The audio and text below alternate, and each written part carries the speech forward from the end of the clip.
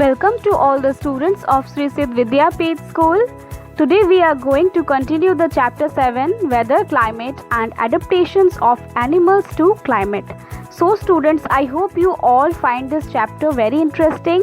In the previous classes we studied about polar regions, tropical regions, about some animals or some living organisms which lives in those adaptations. Okay, so today we are going to complete the remaining part like adaptations of animals in tropical rainforest.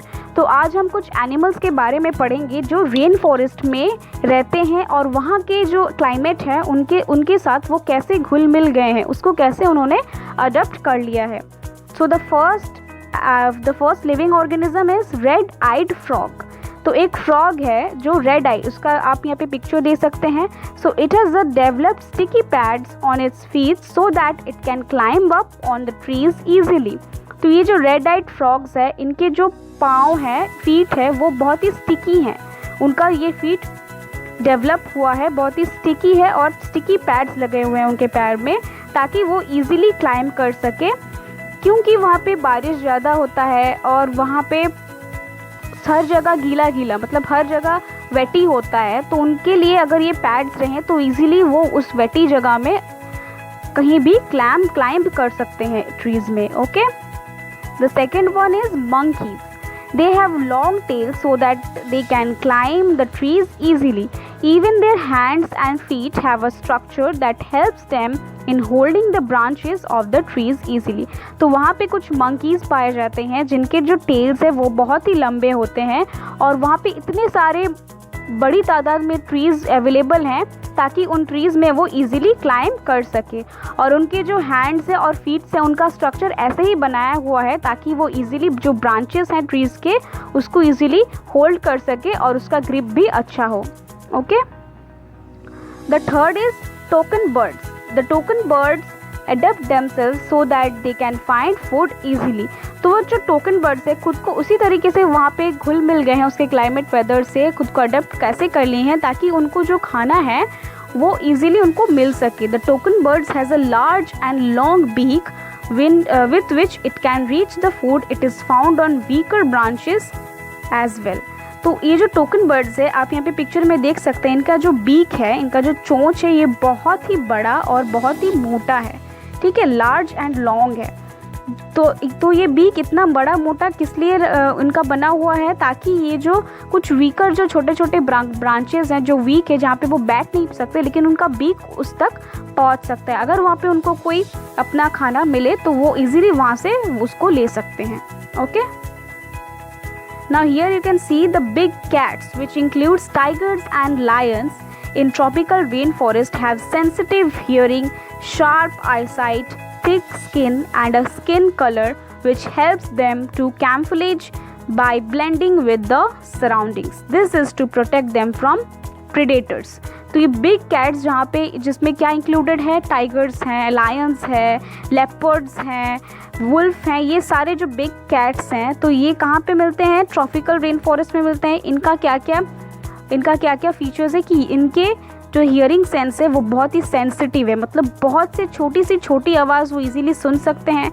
इनका eyesight बहुत ही sharp है, दूर दूर की चीज़ें इनको easily देख सकते हैं. इनका जो स्किन है बहुत ही थिक है, मोटा है और वो जो स्किन कलर वो भी डार्क है थोड़ा, जो उनको जो सराउंडिंग्स का जो एनवायरनमेंट है उससे वो घुल मिल सकते हैं और वो उनको प्रोटेक्ट भी करते हैं कुछ शिकारियों से. Okay, the fourth one is lion tailed macaque bearded ape. तो लायन टेल्ड मैकाक एक तरह का एनिमल है जिसको बियर्ड एप भी बोला जाता है. ठीक है, the lion tailed macaque also called beard ape which lives in the rain forest of western Ghats. तो ये कहाँ पे रहते हैं, जो रेन फॉरेस्ट वेस्टर्न घाट्स में मौजूद हैं वहाँ पे ये जो एनिमल है वहाँ पे ये पाए जाते हैं, beard app. Its most outstanding feature is the silver white mane which surrounds the head from the cheeks down to its chin. तो इनके बहुत ही एक मज़ेदार फीचर क्या है कि इनका जो सिल्वर वाइट मेन है, उनका जो हेड है, उनके साइड में एक सिल्वर कलर का कोटिंग, मतलब जैसे बाउंड्री पूरा सिल्वर, मुंह के आसपास पूरा ऐसे भरा हुआ है, ठीक है। उनका हेड का पूरा चारों तरफ, मुंह के चारों तरफ, ठीक है, पूरा चीक से लेकर चिन तक, ठीक है। आपको हम पिक्चर दिखाएंगे। उनका जो ये है, ये एक अलग तरीके के जानवर होते हैं जो ऐसे दिखते हैं। It is a good climber and spends a major parts of its life on the tree. वो बहुत ही अच्छे क्लाइंबर है, मतलब बहुत ही अच्छे क्लाइंबर है, बहुत ही इजीली पेड़ में चढ़ सकते हैं और ज़्यादातर अपनी ज़िंदगी का वो पेड़ के ऊपर ही बिताते हैं। It feeds mainly on fruits, it also it seeds, young leaves, stems, flowers and birds. तो ये जनरली क्या खाते हैं, फ्रूट्स खाते हैं, सीड्स खाते हैं, कुछ यंग लीव्स खा लेते हैं, कच्चे जो लीव्स होते हैं, बहुत यंग लीव्स जो होते हैं वो खा लेते हैं, स्टेम्स खा सकते हैं, फ्लावर्स खाते हैं और बर्ड्स भी ये खाते हैं। This beard ape also searches for insect under the bark of the trees. Since it is able to get sufficient food on the trees, it rarely comes down on the ground. तो ये जो beard apes होते हैं, ये कभी कभार insects भी ढूंढ लेते हैं। जो ट्रीज़ के जो बार्क होते हैं उनसे कभी कभी इंसेक्ट्स ढूंढ के वो खा सकते हैं, लेकिन इनका जो सफिशिएंट खाना है वो उनको पेड़ के ऊपर ही मिल जाता है, और इसीलिए वो नीचे ज़्यादा नहीं आते हैं, वो ऊपर ही रहते हैं। Okay, and here you can see the picture of beard ape that they have a silver color of hair in around the face. Okay, now the last animals is elephants. The elephant found in the tropical rainforest also have adapted themselves according to the climate. तो कुछ elephant जो tropical rain forest में पाए जाते हैं वो भी उस क्लाइमेट के हिसाब से अपने आप को अडॉप्ट कर लिए हैं। Its huge trunk gives it a nice sense of smell and helps in picking the food easily. उनके जो ट्रंक होता है ये बहुत बड़ा होता है और उनको वो क्या हेल्प करता है, सेंस, मतलब स्मेलिंग सेंस उनका बहुत ही तेज़ होता है और जो फूड है वो इजीली उनको, ताकि फूड को इजीली वो उठा सके, उसमें हेल्प करते हैं। The elephant also eats the bark of the trees. The tusk or large teeth of elephant allow it to clear the bark of the trees. तो एलिफेंट्स कभी कभी क्या खाते हैं, ट्रीज़ के कुछ बार्क्स होते हैं वो भी खाते हैं, और उनका जो टस्क मीन्स उनका दांत जो है उसको टस्क भी बोला जाता है, वो क्या करते हैं, वो जो बार्क है उसको क्लियर करने में हेल्प करते हैं।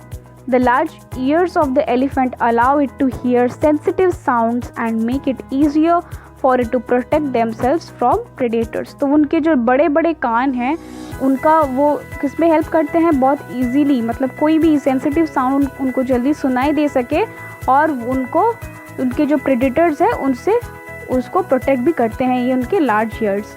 The years also protect the elephants from the hot and humid climate of rain forest. जो उनके ईयर्स है और किस तरीके से उनको प्रोटेक्ट करते हैं, वो वहाँ पे जो इतनी गर्मी और ह्यूमिड मतलब इतना रेनफॉल होता है, तो इतनी गर्मी और ह्यूमिड क्लाइमेट में उनको सर्वाइव करने में भी मदद करते हैं। Okay, so you can see the picture of the elephant.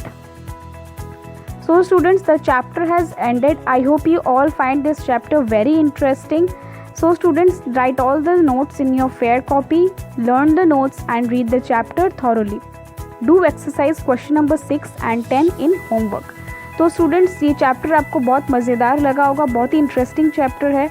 तो जितने भी नोट्स लिखाए गए हैं आप उनको अच्छी तरीके से अपने कॉपी में लिख लेंगे और जितने भी नोट्स हैं उसको अच्छी तरीके से याद भी करेंगे और चैप्टर को अच्छी तरीके से पढ़ेंगे ताकि आपको अच्छी तरीके से समझ में भी आ जाए।